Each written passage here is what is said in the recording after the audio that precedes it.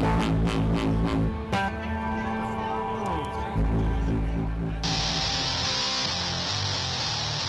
right, what's going on, people? This is Stan here with. All right, thank you.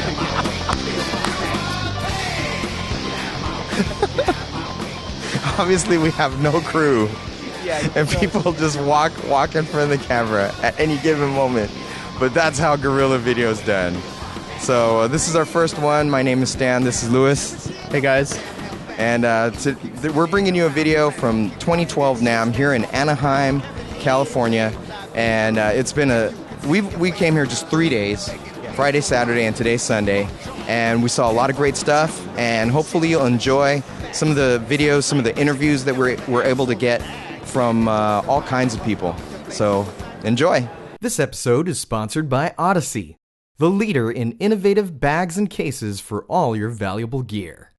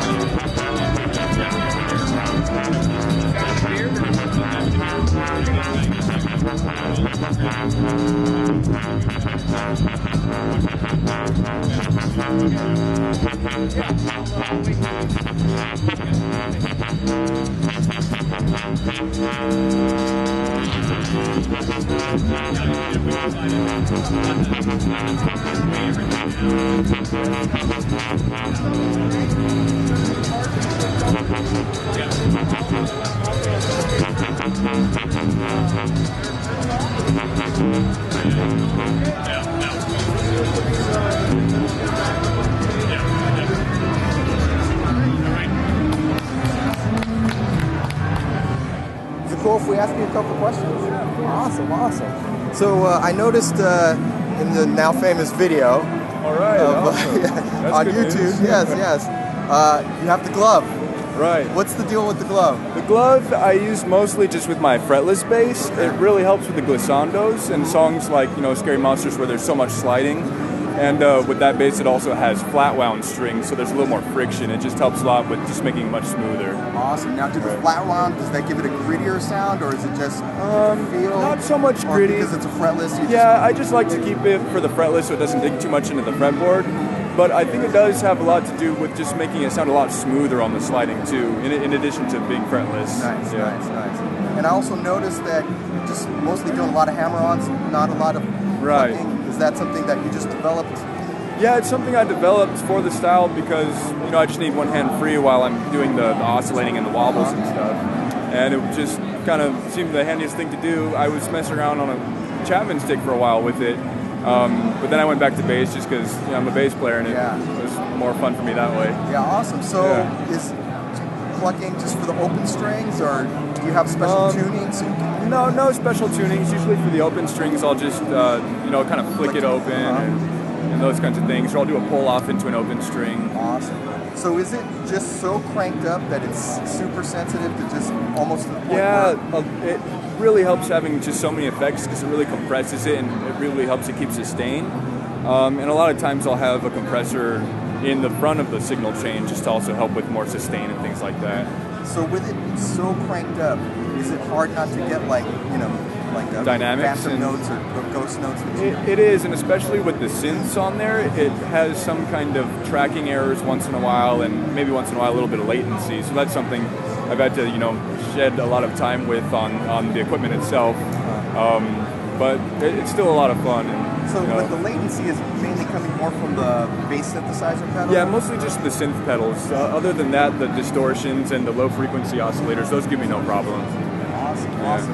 Could you tell us a little bit about the signal chain and how you came up with what to put before what?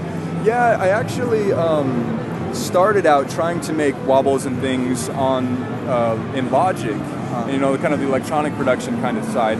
So I was not doing so well with that, but I saw how they were doing it, and I was figuring how I could do it with my own instrument. So it just took some experimenting, but like I said, I'll usually have a compressor first, or if I don't, it's fine because the synth usually takes care of that. But I'll usually have a synth, which then goes to a distortion. Right now this is going to an EQ next, and many times I'll have the bass envelope filter towards the end. Towards the end, yeah. Yeah, but right now I have a pitch shifter right after it, and or actually, yeah, pitch shifter and then some reverb. Reverb usually goes well after the envelope filter. And this guy right here, I have being used in conjunction with the hot hand. It's going over to the pitch shifter, so this isn't really affecting tone at all. It's just going sending an expression signal out to the pitch shifter, which I can use to change the pitch. Let's see if I can get it going. So things like that. And this can be used with anything that has an expression input, and it also has a MIDI out, so you can hook it up with your computer and use it in Ableton Live and things like that. Cool. So is this pretty much the setup that you were using on the Skrillex video? For that one, I was using the standard version of this, which is a little bit smaller. It has less presets, and also not a parametric EQ, and I was using it with an ME20B by Boss. But with every video that we've done, it's always been kind of a change in the lineup, just experimenting with it more and finding some different tones to work with. Awesome. So what were the main kind of switch-ups that you were doing in the song?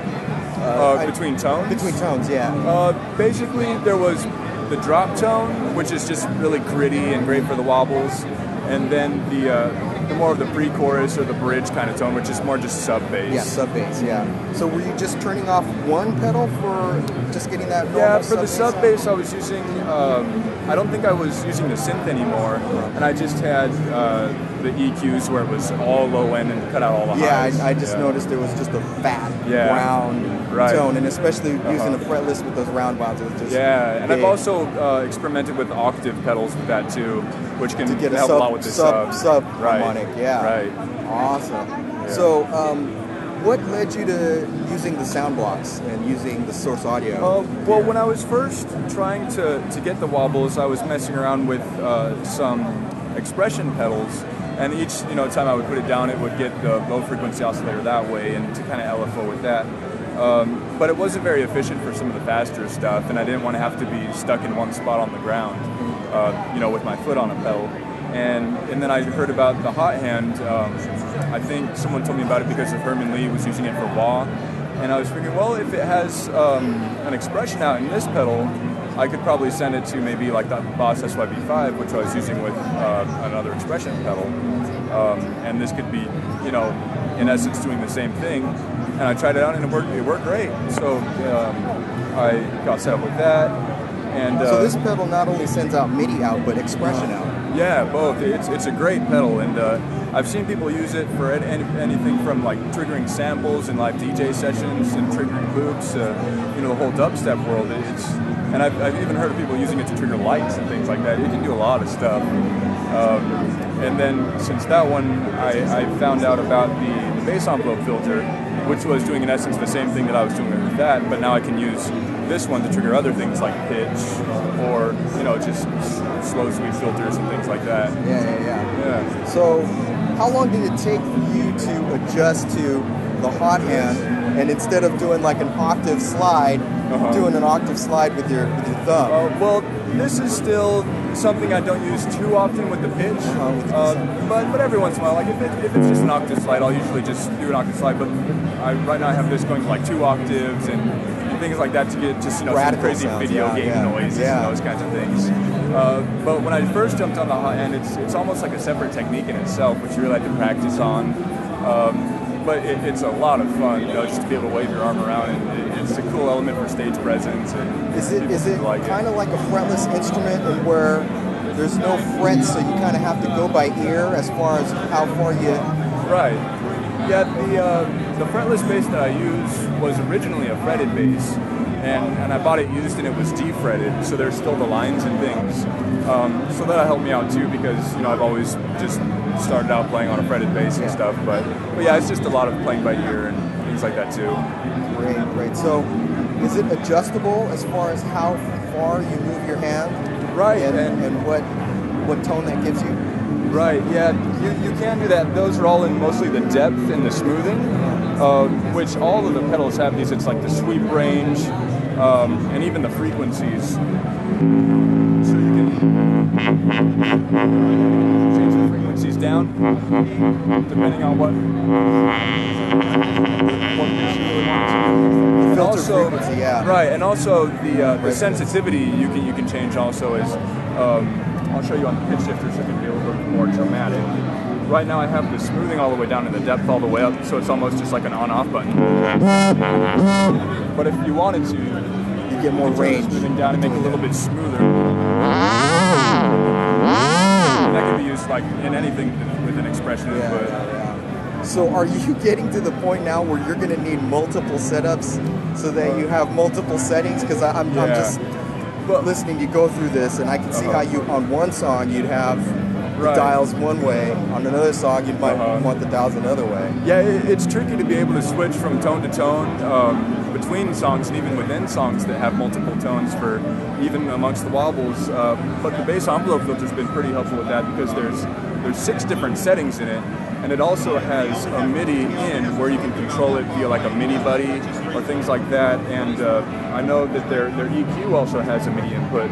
So with one click of like the MIDI buddy button, you can change everything instead of clicking multiple pedals. So it remembers all the dial settings. Right. Which is very helpful. Yeah. Awesome. And so now lastly, just I don't want to take up too much time, what are you doing? Are you still working with the band? Yeah. We're actually still based in Boston. We're writing music and working on a tour that's coming up in mid-February. And that's it for now. We're nationwide tour? It's more eastern and central U.S., but we're trying to get more towards California later on too. That'd be awesome. We'd love to have you out here. Yeah, thank you so much. Thank you very much, Nathan. Thank you, I appreciate it. Good talking to you. Join us when we talk to Ben of Visionary Instruments about his new electric mandolin, complete with fiber optics and MIDI control capability. That's next on Part B.